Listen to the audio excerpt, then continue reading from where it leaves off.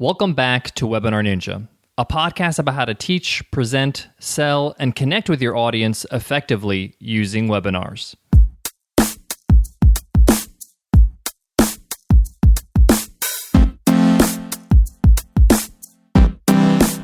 Any business, any known brand has a community behind it, a community of raving fans. And this is not by accident. This is always by design. Businesses that succeed know this. Brands know this. Celebrities know this. They know they need to create a movement to get others on board. Traditionally, this is done through traditional media, radio, television, and it's done through commercials, but it's more effective through the content itself. And a good example of this are recording artists. I mean, every teenage girl wanted to be Cher in the 70s, and then the same women fell in love with Michael Bolton in the 90s, because these artists created movements around their work. But what does it take to build a movement? What's important, and where do you come into play as the leader of your community, as a leader of your own movement?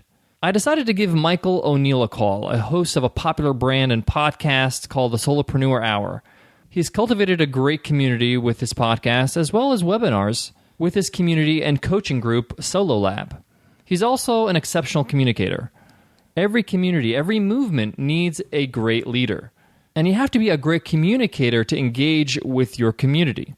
I asked Michael, what's important when communicating with his audience as the leader of his community?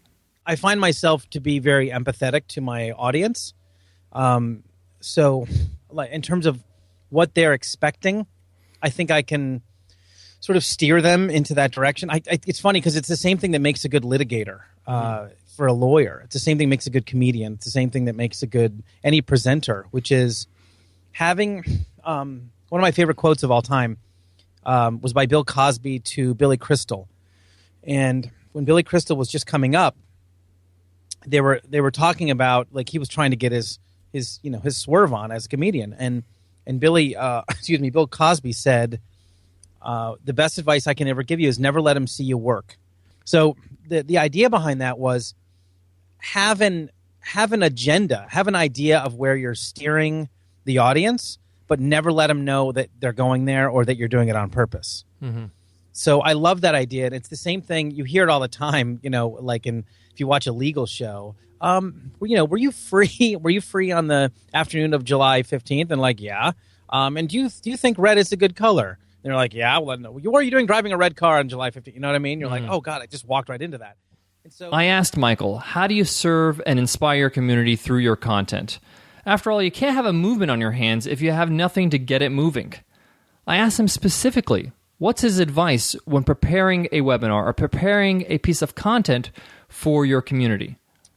I think that the overall concept is A, understanding your audience really well, B, I think you have to have your own voice. I think going into it with just a slideshow isn't going to get the point across. And third is knowing exactly what you're talking about. And the only example I can give you many, but one example I'll give you is in college, I was completely woefully underprepared or unprepared for I was in a speech class, and we had to give a how-to speech that day. And I walked in, I had no idea that I had to give this speech at all. So I walked in, I'm like, oh man, what do I do? And I ran out to my bike and I grabbed the wheel off of it. And I gave a how-to on how to change a flat tire because I was working at a bike shop at the time. It was easy for me to do. So I knew the subject matter really well. And as it turned out, it was the best presentation of the day. Right. Because I knew it inside and out. So I think having a real passion about what you're doing and not just, again, sort of reading these slides is the way to get a point across with a passion that says that I'm super I'm into what I'm talking about, and I'm able to deliver it and sort of answer any questions. Michael mentions the importance of speaking in your own voice. I wanted to explore this further with him. Why does he think people struggle to speak in their own voice, to be themselves when addressing their audience? Yeah, I think there's a confidence issue there. There's people that do this that are very good podcasters that are very different on their mic than they are in real life. And just think about this. I'm obviously a podcaster and I do some public speaking as well, but the way I look at this is that this medium has been around for as long as people have been around. Someone has been standing on a stage trying to talk to a group of people to convince them, whether it was like, Caesar in ancient Greece or, someone on a podcast. So I think that communication in and of itself has been around forever. Mm-hmm. And think about throughout history, the people you remember.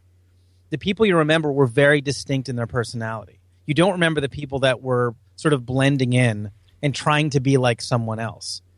You know what I mean? Right. Like Howard Stern, Barbara Walters, any of these sort of major icons that we've had communicating, you can name their traits because they're very unique in what they do and their delivery mechanism. So I think there's a fear around it. I think stand-up comedians find their voice many years into becoming stand-ups, and that's something I study all the time. I'm a huge stand-up scholar, if you will. Right. I study a lot of stand-ups, and not just because of their jokes. I literally study how they deliver and how they bring a crowd through a certain energy. I don't think there's anybody better than a stand-up. I want to bring all this good stuff from Michael back to the question, can webinars create a movement? But before that, let me share with you a bit about today's sponsor, Xero. Xero. Xero is a beautiful accounting software built to help small businesses be more productive and successful. Xero is easy to use. Send invoices, online quotes to your customers, pay your employees, manage your cash flow, manage your expenses, and even your inventory with Xero. Xero is in the cloud, so you can access and manage all your business accounting on the go.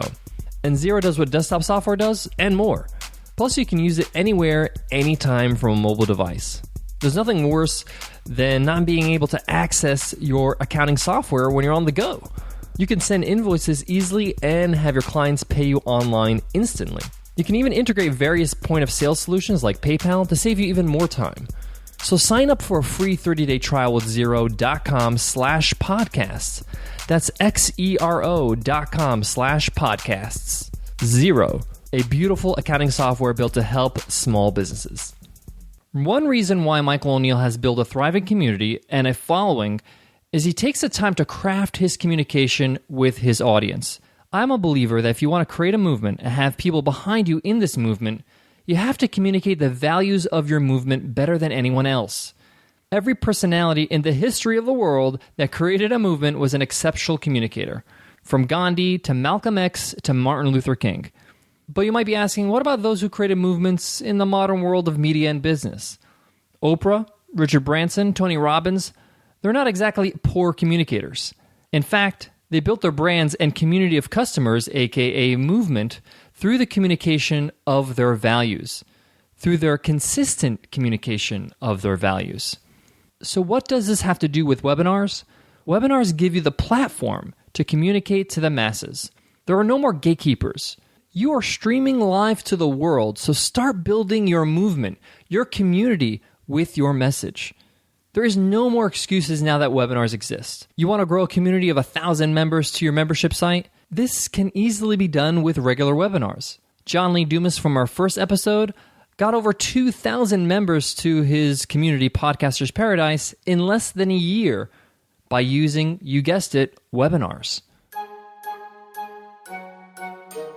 Ever since we started working on WebinarNinja about 18 months ago, I've been looking around in the online business world and realized that many have yet to discover the power of webinars.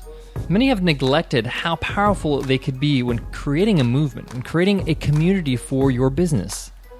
I suggest you get on it and start using webinars before your opportunity to be a pioneer in your industry passes. If you want to learn more about how to communicate better with your audience and start creating a movement, you can head over to WebinarNinja.co and sign up for our free 7-day course, Plan and Launch Your First Webinar.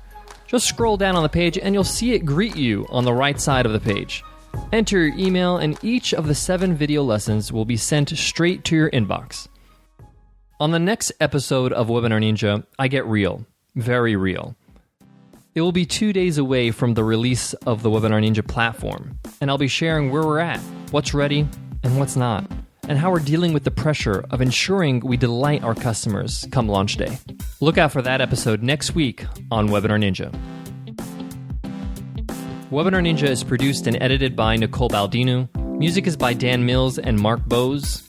If you enjoy this podcast and find it valuable, tell us what you've learned, what you're excited about when it comes to webinars. We'd love to hear about it in an iTunes rating and review. If you're on your iPhone right now, just click the cover R and you'll see today's show notes. In there, you'll see an easy link that says, give us a rating and review. Click that link and the rest is a piece of cake. Thank you so much in advance. To learn more about what we're doing at Webinar Ninja, visit WebinarNinja.co.